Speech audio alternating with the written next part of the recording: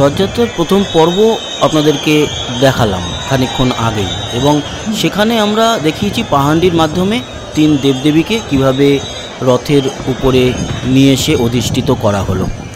আর এই ভিডিওতে আপনারা দেখবেন যে গজপতি মহারাজ, যিনি পুরীর রাজা, তিনি এলেন এবং তিনি সোনার ঝাঁটা দিয়ে ঝাড় দিলেন, যেই অনুষ্ঠানটিকে বলা হয় ছেঁড়া পহরা।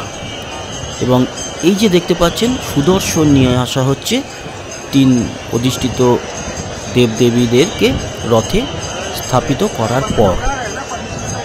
আপনাদের একটা জিনিস জানাই, আমাদের শরীরে 206খানা যেরকম হাড় রয়েছে না, সেরকমই এই রথ তৈরি হয়েছে 206খানা কাঠ দিয়ে। আর আগের ভিডিওতেই বলেছিলাম, এই যে 206খানা কাঠকে জোড়া হয়েছে, তাতে কোনো রকম কোনো জায়গায় লোহার ব্যবহার হয় না। এটাই কিন্তু পুরীর রথের একটা বিশেষত্ব। তিনটে রথ দেখতে পাচ্ছেন, জগন্নাথ দেব, বলভদ্রদেব এবং সুভদ্রা দেবীর। তালধ্বজ, দেবদলন। আচ্ছা, এই যে মহারাজ আসছেন পালকিতে চেপে। পুরীর মন্দিরের একেবারে সামনে 1 কিলোমিটারও নয়, 500 মিটারের মধ্যেই কিন্তু গজপতি মহারাজ থাকেন, বা সেটাই পুরীর রাজবাড়ি। তিনটে রথের মধ্যে একেবারে ডান দিকের রথ যেটা লাল হলুদ, সেটা মহাপ্রভু জগন্নাথ দেবের, মাঝে সুভদ্রা দেবীর লাল কালো রথ দর্পদলন, এবং তালধ্বজ হচ্ছে লাল ও সবুজ রঙের বলভদ্র দেবের। এই যে সেই ছেঁড়া পহরা যে অনুষ্ঠান, সেটি দেখতে পাচ্ছেন, সোনার ঝাঁটা দিয়ে ঝাড় দেওয়া, ছেঁড়া পহরা। আচ্ছা, আপনাদের আরও একটা জিনিস জানিয়ে রাখি, পুরীর এই যে রথযাত্রা থেকে শুরু করে মন্দিরের সারা বছর ধরে যে নিয়ম কানুন বলছি আমি কথাটা, কারণ এক প্রকার সংবিধান, সেই সংবিধান হচ্ছে মাদলাপাজি, তালপাতায় লেখা হয়েছিল।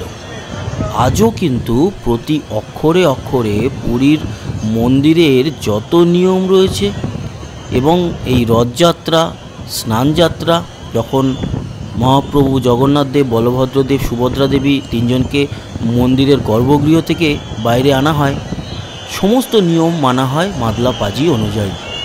কোনো দৈতাপতি, কোনো পুরোহিত কিন্তু সেই মাদলাপাজির বাইরে গিয়ে কোনো কাজ করতে পারবেন না।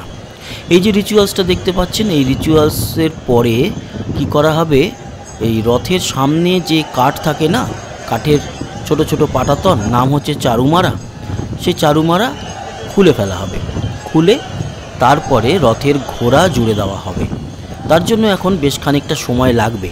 ছেঁড়া পহরা অনুষ্ঠান সম্পূর্ণ হয়ে গেছে, গজপতি মহারাজ তার কাজ করে দিয়েছেন। এবার রথের দড়িতে টানার পালা, মানে রথের চাকা গড়ানোর পালা। তবে তার জন্য খানিকটা সময় লাগবে। আমরা তার জন্য 3 নম্বর পর্ব আপনাদের কাছে নিয়ে আসব। সেখানেই একটি একটি করে রথ টানার দৃশ্য দেখতে পারবেন। সবার প্রথম যে রথের দড়িতে টান পড়বে তা হচ্ছে গিয়ে বলভদ্র দেবের, তারপরে সুভদ্রা দেবীর, এবং তারপর মহাপ্রভু জগন্নাথ দেবের। আর এই যে বলছিলাম না চারুমারা, এই হচ্ছে গিয়ে চারুমারা। দেখুন, বলভদ্র দেবের রথের সেই ছেঁড়া পহরা অনুষ্ঠান হয়ে গেছে, তার জন্য সেই রথের কিন্তু এই চারুমারার কাঠ খোলা হচ্ছে।